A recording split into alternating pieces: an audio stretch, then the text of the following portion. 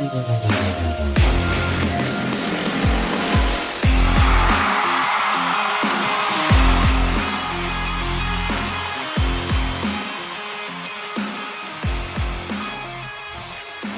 man, huge game here for the Indianapolis Colts, as is really every game for us the rest of the way. With the Steelers losing to the Patriots on Thursday night, the Colts going into Sunday are now the 6th seed in the playoffs. The Texans are the 7th seed, and much like us, they verse a 6-6 team that's right on the outside looking in the Denver Broncos. So, of course, we have to keep an eye out for that game as well as root for our Colts in this game. Now, the line for this one opened at -1 in favor of the Cincinnati Bengals. As I record this, it has jumped up to -2.5 for the Bengals, which is, all things considered, I mean, -2.5 isn't a huge spread in of itself, but when you talk about -1 to -2.5, the money is coming in on the Bengals, and you do have to wonder why that is. Now, Vegas usually has a pretty good idea of what's going on, but they do get it wrong once in a while, and I'm sure that the money coming in on the Bengals does to some degree have to do with that sensational win over the Jacksonville Jaguars, coupled with the fact that everyone continues to overlook this Colts team, but you certainly cannot take it away from the Bengals. Zach Taylor, Jake Browning, all the boys over there. That was an awesome, awesome win against Jacksonville. I mean, if the Colts had gotten that win against Jacksonville, we'd be absolutely excited, ecstatic. We'd be talking about how great they are, the whole deal. So you got to give credit where it is due. I mean, 32 of 37 for this guy, Jake Browning. Come on, right? I mean, that is a hell of a day by any standards. Now, this Bengals team is actually, in many ways, kind of like this Colts team in the sense that they are a bit better right now than maybe they should be, or if some would consider them that they should be, with their backup quarterback. And the difference on paper between the two of them is that the Bengals, unlike the Colts, are loaded with household name talent, right? The Colts obviously have players we like, and they have some dudes that if you're in the fantasy business, fantasy football that is, you know some of these players, but these aren't guys that are household names. The Bengals, on the other hand, have quite a few superstars. That's talent that can give anybody problems. So the question is, how do the Colts get this one done? And why would it be any different than the Jaguars game that we just saw on Monday night? I mean, there's a short week for the Bengals. How important is that? I don't know. I've never played in the NFL, but Monday to Sunday, Sunday to Sunday, to me, that doesn't sound like the biggest difference in the world, but I may be mistaken. I'm not 100% sure. And the Colts are bound to lose at some point. So it's something for us to keep in mind as we are moving forward. With a 4-game win streak right now in 5 games left, despite the fact that we view them all as winnable, the thought of the Colts going on a 9-game win streak to end the season is almost as hard to wrap my head around as the idea of a Colts Super Bowl this year. So either way, we're just going to have to see what happens, right? So today, as always, we are going to be looking into this game, a little bit of a deep dive. I'm going to be giving my thoughts on what to expect, what to look for, etc. It's never really one thing or another. It's not always. Sometimes it's predictions. Sometimes it's players to watch out for. It's really just I kind of gather a set of notes about this game, and then I bring them to you. So without further ado, let's get into it. But before we do, as always, I'm going to introduce myself. My name is Justin. This right here is the Riding the Bench Coltscast. As always, if you are enjoying the episode or find yourself enjoying the episode at any point, I ask you to shoot a like. It's going to help me get out to as many Colts fans as humanly possible. Keep pulling out. I'm becoming a prop guy. 50% of the people that watch this channel are not, that's a bad nerd voice, 50% of the people that watch this channel do not subscribe. If that is you, if you keep coming back and you are not subscribed yet, any moment now, any day now, right? But it does not have to be today. All I really ask is that you enjoy this video, and if you have thoughts, go ahead, drop them in the comments. I'll be seeing them. By the time this video is, maybe by the time you're watching this video, I'm going to be in Brooklyn today, right? Paisan, I'm going to be out there in Brooklyn, going to a place called Leone's Italian Heroes, very, very well-known spot, and then going to a concert up there in northern Brooklyn. But let's talk about the game. No one cares about Brooklyn, New York, particularly Colts fans, right? You could give a shit less. So I'm going to start on the offensive side of the ball here and kind of where I think the Colts have to take this one, what I think they have to do, what's important for the Colts here. They have to start this one out strong offensively. Now, they've done a good job of that throughout the course of the season for the most part, and realistically, that is always the goal in any game. But in this game particularly, there's a few reasons that I really view it as paramount, like completely necessary to winning. I think the first quarter of this game can actually kind of decide the outcome in some senses, right? Jake Browning may have just played well, but if you watch that game against the Jaguars, they did have to get him into a rhythm. It's not like he was just lighting them up from the start of that game.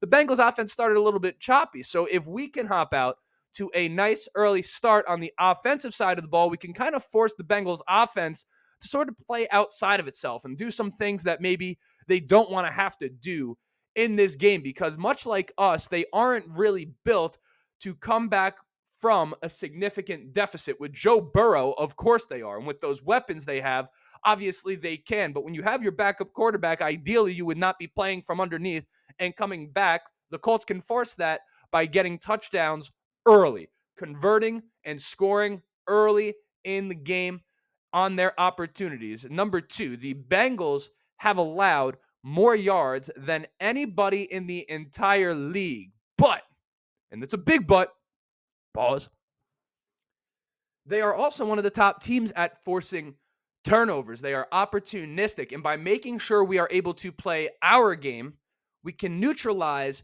the turnovers to the best of our ability.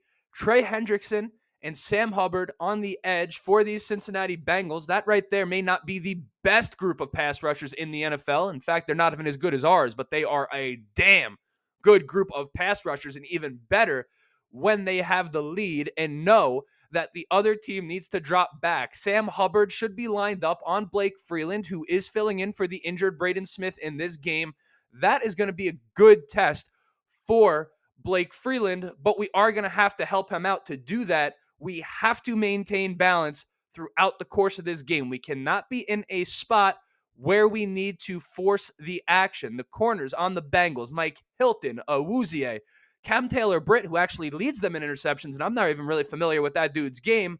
These guys can make you pay on the outside if you're forcing the action. But something to keep in mind, I know the natural answer would be, okay, well, they're going to make you pay outside. Why not come inside? The short and intermediate passing game is really where the Colts have excelled for much of the year. And you have to, of course, play to your strengths. But a lot of the times when you do that, you are kind of attacking the linebackers, particularly when you're putting the ball over the middle of the field. Logan Wilson and Jermaine Pratt at linebacker for these Bengals actually combined for 5 interceptions. So you have Cam Taylor-Britt up top with 4 interceptions for this team.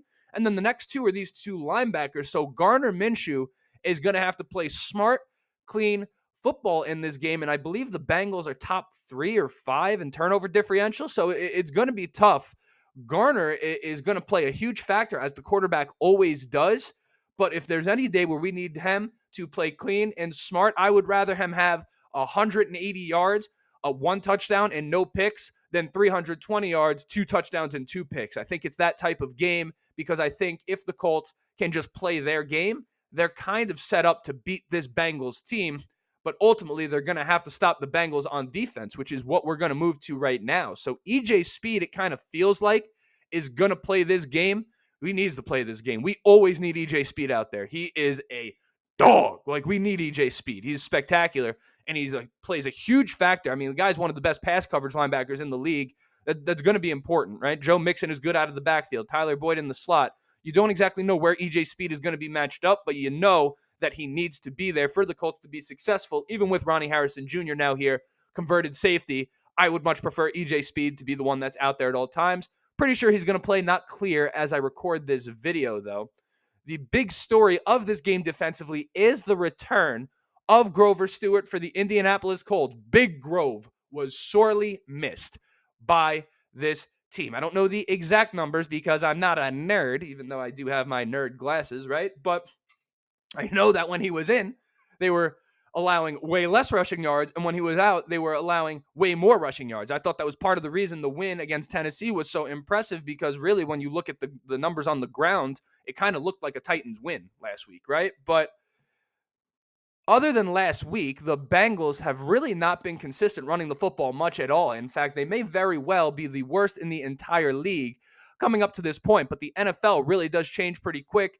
And you know, the Colts are a prime example. They went from 3-5 to 7-5, and now they could be 8-5, right? So teams could get on streaks here. And if the Bengals played like they did last week, we do have to worry about this running game. Now, you know, with Grover Stewart, Obviously, that makes a difference. It doesn't mean they won't be able to run the football, but I think you do have to trust the Colts maybe to not get completely torched by the Bengals on the ground throughout the course of this game. Will the Bengals break off a run here and there? Sure, but will they be able to consistently move the football and rely on that as a piece of their offense to move the chains? That's what I don't know. That's what we're going to have to find out. The hope is that with Grover Stewart there, that becomes a little more difficult for them to do.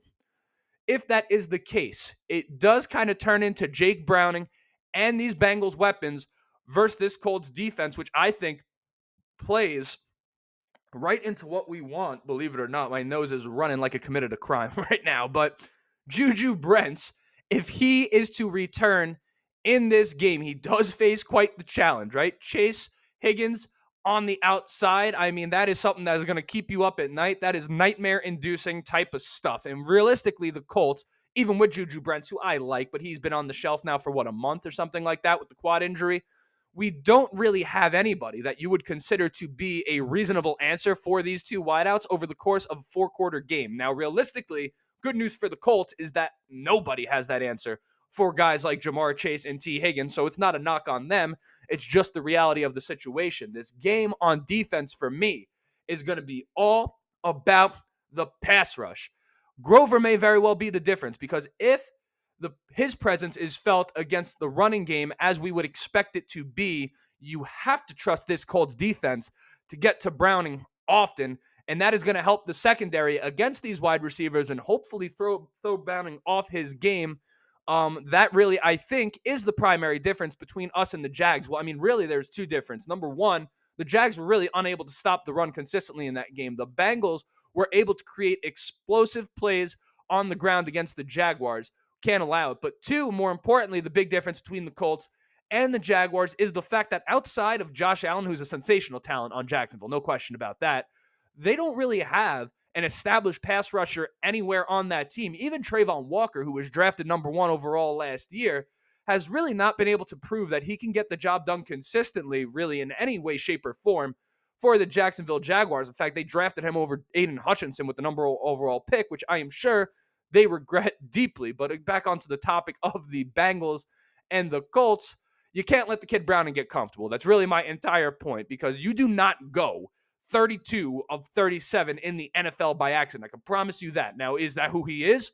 Probably not. But ultimately, you just can't do that unless you are able to play on some level, right? So he is not someone to be slept on, particularly with those weapons. But I do think that this Colts defense matches up really well against the Bengals, given the fact that they have Jake Browning. It starts with stopping the run. I think if we do that, everything else is going to fall into place. If this turns into a situation where it's the Bengals offense in kind of an uncomfortable spot versus the Colts offense in kind of an uncomfortable spot, for me, I'm just going to trust the Colts offense, because Shane Steichen, even though Zach Taylor has been, AFC Championship with Joe Burrow, whatever the hell is going on over there in Cincinnati, that's a good football team, right?